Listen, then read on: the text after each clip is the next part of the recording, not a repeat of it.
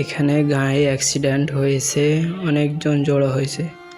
হাঁটতে হাঁটতে দেখলাম অনেক দূর গিয়ে অনেক মানুষ এই জায়গায় জড়ো হয়েছে। গাড়ি অ্যাক্সিডেন্ট হয়েছে দেখার জন্য সবাই একসাথে দেখতেছে। গাড়ির অনেক ক্ষতি হয়েছে। ড্রাইভার গাড়িটা অনেক জোরে চালায় আসছিল, মিনিমাম 60 থেকে 70-এর উপরে আসছিল গাড়ির গতি।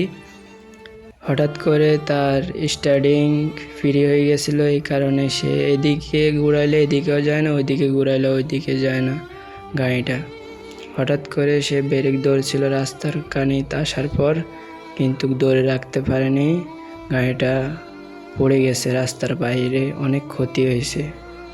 আমি ড্রাইভারের উদ্দেশ্যে একটা কথা বলবো, ড্রাইভাররা গাড়িটা আস্তে চালাবেন, নিয়ন্ত্রণে চালাবেন।